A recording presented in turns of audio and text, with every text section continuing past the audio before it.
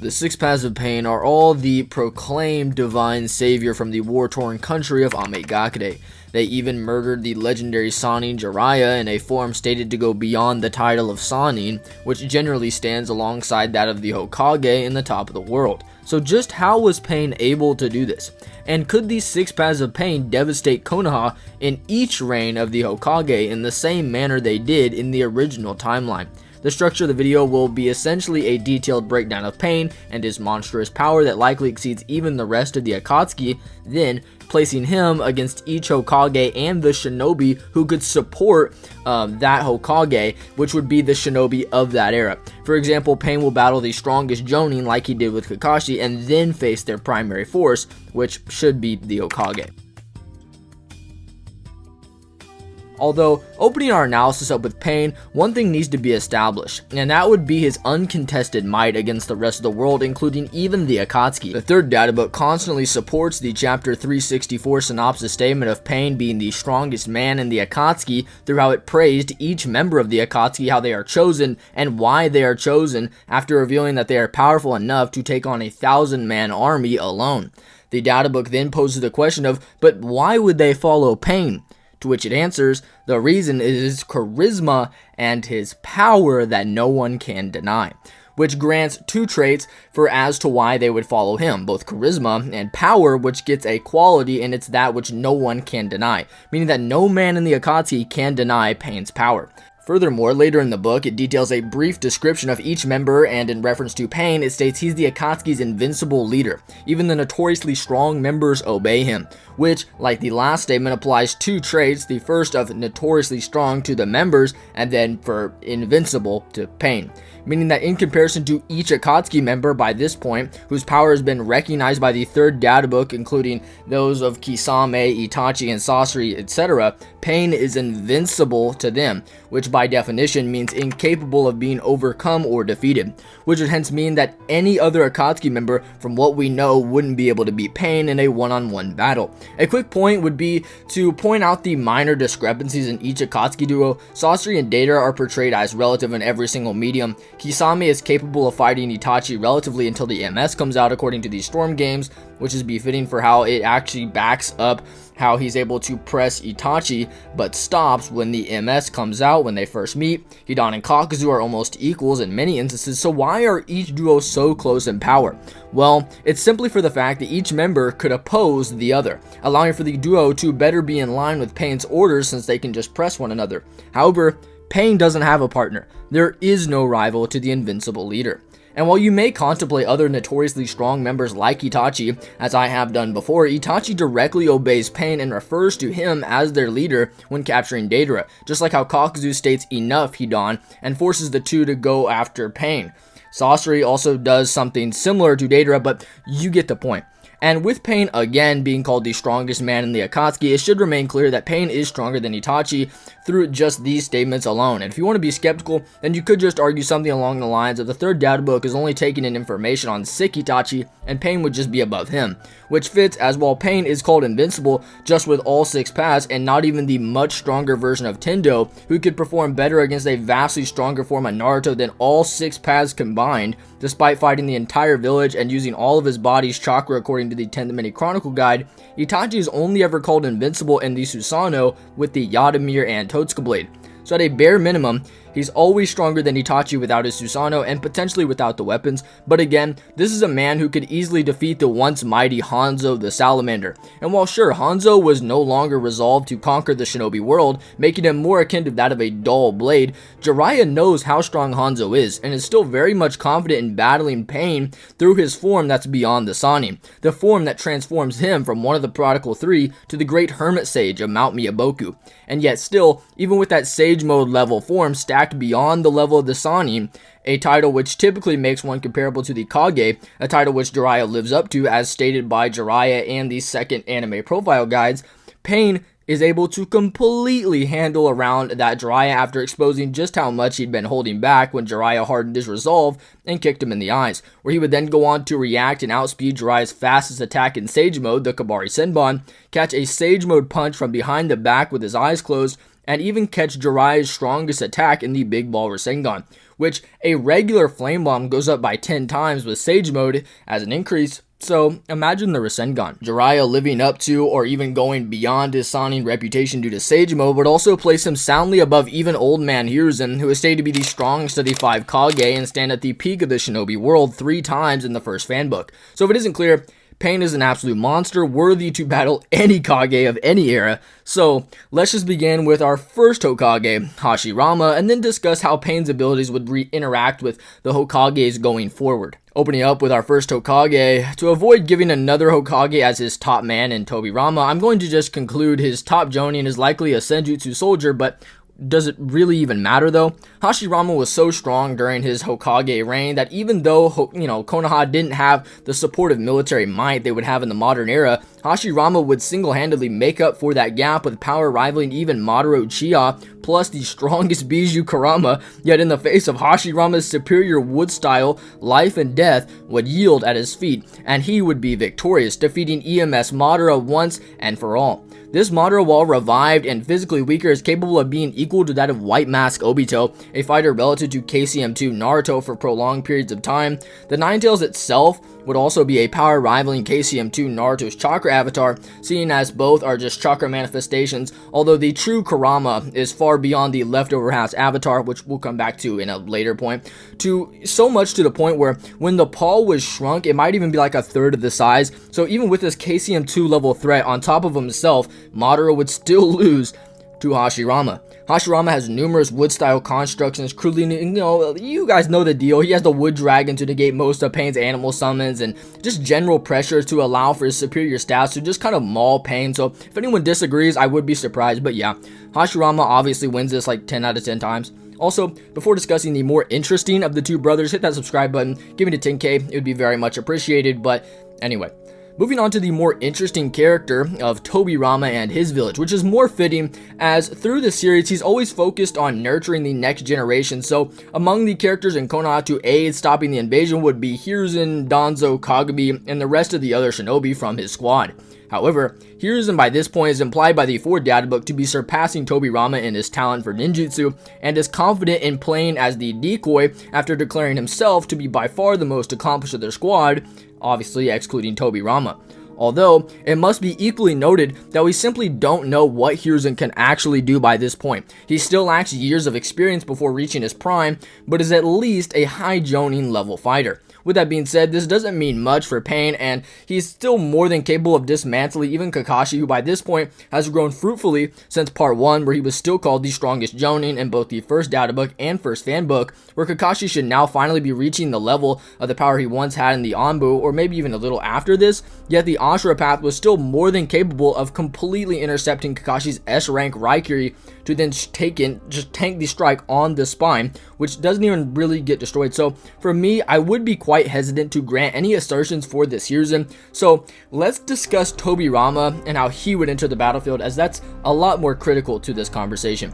And while many people will probably be quick to note that Tobirama is vastly below his elder brother, this likely isn't the case, and the two are very much equal in combat speed as displayed in their legendary clash with Old Man Hiruzen, the strongest of the 5 Kage, as stated 3 times in the first fanbook, and by Kabuto, who notes that he holds the reputation of the strongest of the 5 Kage. And when fighting this severely weakened Tobirama and Hashirama, Hiruzen would blast out what the anime profile guides call the strongest fire style jutsu in the world, his Dragon Flame Bombs. And yet with a single hand sign, something Kakashi needs 2 for, Tobirama can completely stop this fire style with a water wall, causing the bystanding Anbu to note this is what it takes to be Hokage, meaning that years after his generation and in a much weakened body, Tobirama's basic water style is more than capable of standing at the peak of the shinobi world. But again, this is a Hokage who the 1 Decade 100 Ninja Guide states used to create tsunamis of water style to flood battlefields. His even more discreet water style, like the Heavenly Weeping, was able to actually press Madara into utilizing a Susanoo,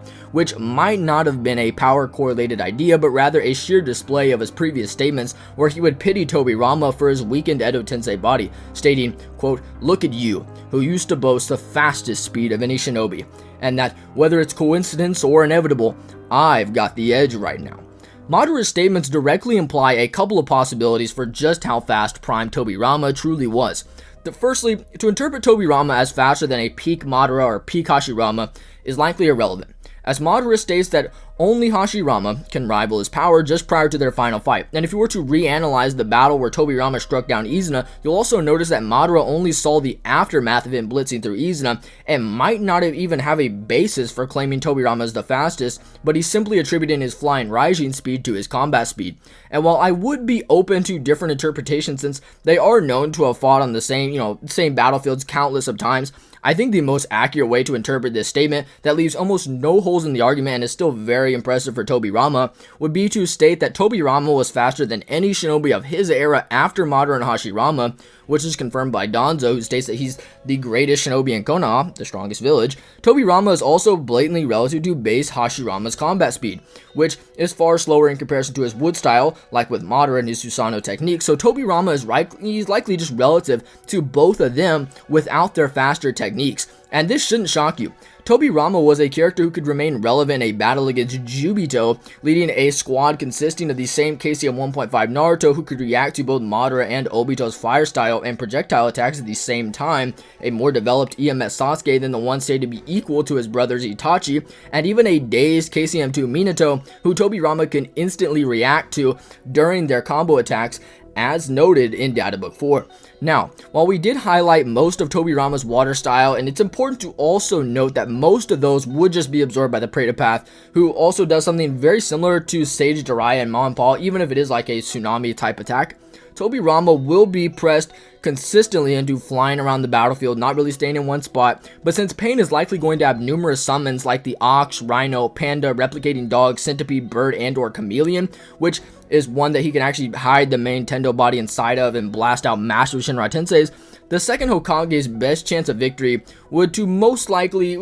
be to capitalize on his slightly superior speed and then to utilize his flying rising to make sure that he won't get hit, while also utilizing other water style attacks like the Severing Wave, which could slice up the God Tree alongside Enma, and his Water Lance, which is described in the 1 Decade 100 Ninja Guide to be so powerful that nothing in the world couldn't be cut by this lance. This guide extends to chapter 456, meaning it would encapsulate the whole Pain arc, and therefore this attack here could put down each of the Pains. Tobirama's analytical ability should also surpass that of Jiraiya's, as he led Konoha in its diplomacy even through Hashirama's era, and utilized what the birthday columns call his political acumen to further the prosperity of Konoha. He could intellectually lead the squad in the battle even against Jubito, where he noticed that Naruto's Toad, who's from Mount Miyaboku, his supposed hidden land, his oil actually didn't get negated by Jubito, and would also be due to this ridiculous intellect that could create techniques to actually revive those from the dead. He could use his speed to actually place a mark on Jubito. So while I would concede that Pain will be much faster here than the main timeline due to not being just so fatigued, especially if he quickly resorts down to his Tendo path alone.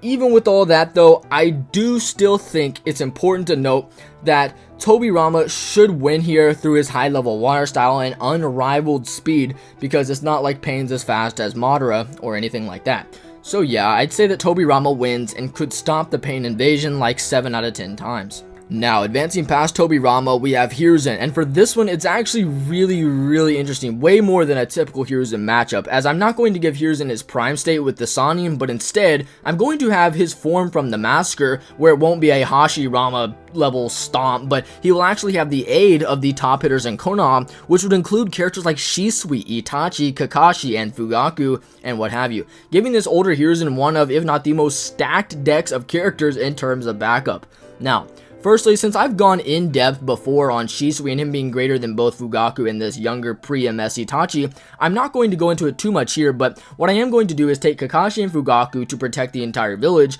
since Kakashi alone is probably the most powerful unit, and then I'm going to have Itachi and Shisui both double team Pain as the top fighters in Konoha. So, let's firstly just establish just how strong Shisui and Itachi are, and the one point I think should first become clear is that Itachi is weaker than Shisui, seeing as Shisui is conceded by Itachi to have a greater kunai throwing ability and fireball jutsu's ability, which is something so pivotal to being an Uchiha that it literally defines you, since the Uchiha clan crest is literally meant to represent the one who controls fire. Shisui would further gather over twice as many wins in their sparring sessions where their MS wasn't allowed, and this fits very smoothly with how Shisui, rather than Itachi, was gathering himself a reputation around the world of being feared as Shisui the Teleporter, according to the birthday columns, which also remarks how he's strong enough that even Killer B, the second strongest man in Kumogakure, recognizes his valor. Killer B states that Shisui is the strongest genjutsu user in the Uchiha clan, which simply is just asserting that Shisui is the strongest of any Uchiha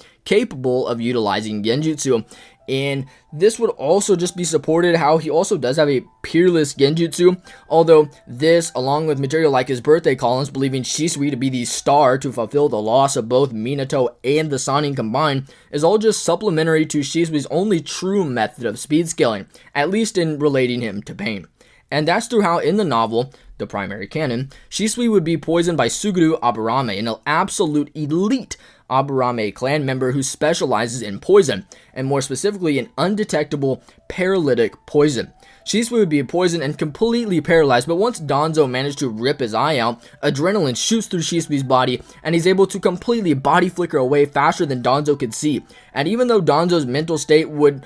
drastically affect his perception, I have heard the argument that delight dances in his heart, and he wasn't really paying attention when Shisui did it, which just isn't true, as Danzo locks right back in to get the other eye immediately after. The reason as to why this is so crucial is because Danzo's perception wouldn't really increase from this point to the Kage summit, as we know that ocular abilities drain chakra at a monstrous pace. Look at Kakashi, yet he has a dozen less Sharingan than Danzo had. So this would logically mean that Shisui is a blitz level above the Kage summit Sasuke, who Danzo could track, hence to why Shisui's valor was so crazy. However, what does this really mean for Pain? Well, for Pain, he's also above the 5 Kage Summit Sasuke, as that Sasuke at his peak is actually stated to be evenly matched with Sage Mode Naruto in the birthday columns, which fits with how Naruto stating the two would die if they fought, because they could actually even enter each other's mental plane, which only ever happens when the fighters are ridiculously close in power, like in the Final Valley. Naruto believes he needs more power, Sasuke believes he needs more power,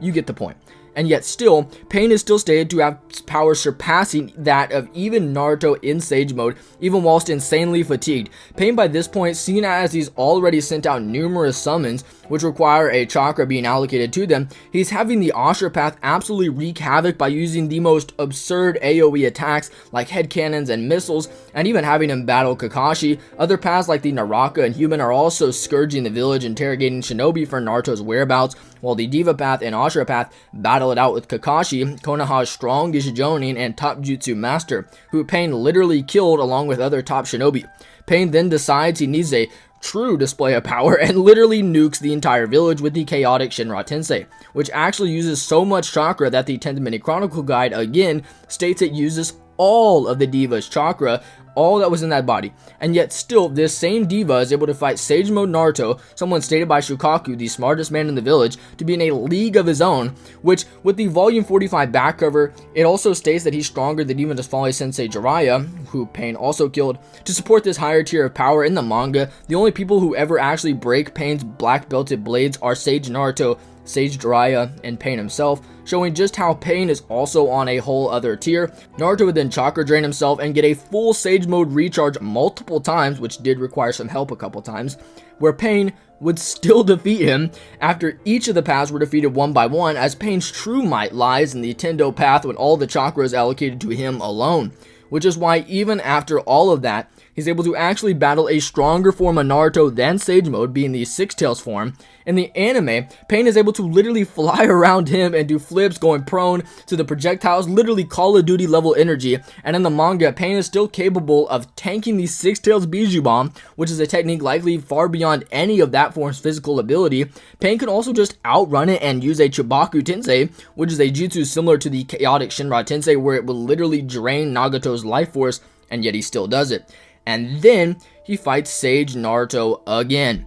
Oh, yeah, and Pain also isn't in the Rain Village and isn't at full power. Like, bro, what the heck? Pain is massively above Sage Mode Naruto and his higher forms, so I would also have to say that Pain at his peak in Tendo would also be relative to, or even just faster than Shisui. Outside of that, it should be obvious how Pain would then deal with both him and Itachi, as while I would agree that Genjutsu from Shisui would probably work, it likely would only work on one path, and Shisui would almost never, and I mean never, use it in character. For example, in his death match with Danzo, he literally never uses it and opts out to go rip the eye out and give it to Itachi. So Pain wouldn't drop to Genjutsu or Shisui's other trump card in the Susanoo, which Shisui should have, as we do know that Kishimoto drew the whole concept for it and its abilities in the Naruto Storm Revolutions game. He also drew it as Shisui's main weapon rather than his sword in the official Naruto Top 99 artwork, which is canon to the manga, which means that Shisui would at least have a green Susanoo developed to the point where it has a weapon or lance.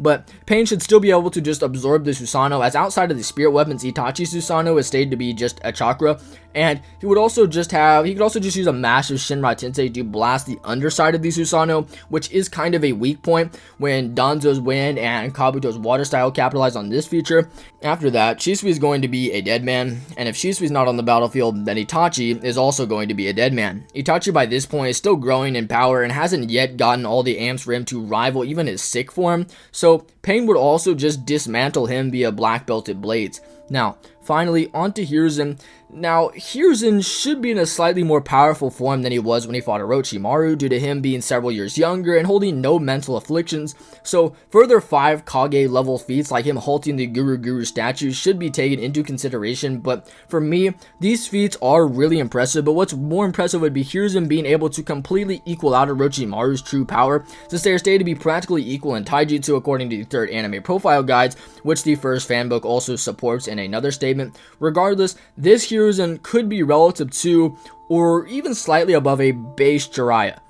But that's the problem. Pain is also massively above a base Jiraiya, hence to why he needed Sage Mode to fight Pain. As for how Pain would put down Hiruzen, I think a stamina battle would clearly fall in Pain's favor if he isn't able to,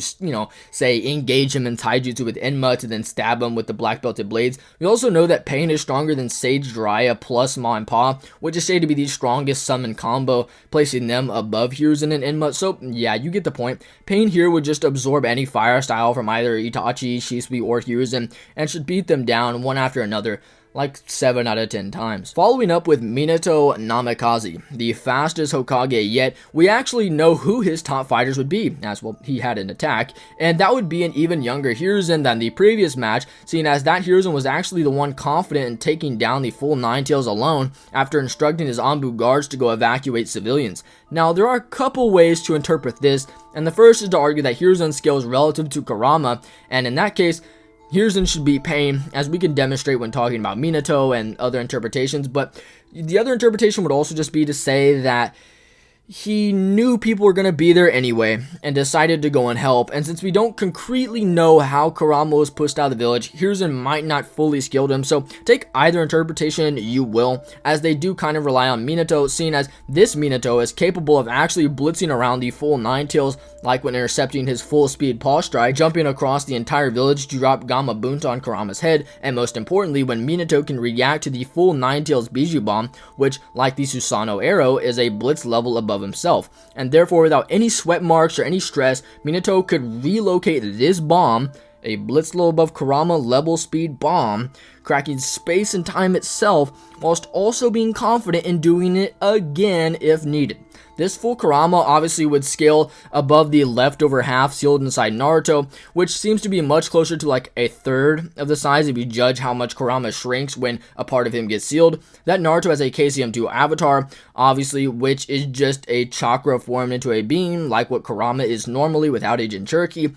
So Minato is capable of reacting to these beyond KCM2 level speeds, which are also speeds required to beat Obito, as Minato told Naruto in this very arc, and Minato won that battle of speed according to the chapter 502 synopsis statement. And I'm also not contradicting myself as well. Yes, Pain is invincible. I said in comparison to anyone whose true power is made known, and Obito's isn't. So yeah, Minato should just be flying around the Pains. And I mean, Pain was relative in outrunning half of the Nine Tails that Minato was just flying around. So yeah, Minato should probably be much faster than Pain and should be able to use Rasengans and amped kunai slashes to then cut down the Pains. And while I would concede that Pain had a pretty cool counter to Minato and him being able to Shinra Tensei the kunai out of the ground, Minato could just opt to utilize his body flicker, which is even faster than all the previous Hokage. So yeah, Minato in his era would win like 8 out of 10 times. But what did you guys think? Would you guys be interested in me doing this with, an Obito's Nine Tails attack to give the Hokage and their, era a bit more of a challenge, or maybe even throw Orochimaru and his attack in the same position?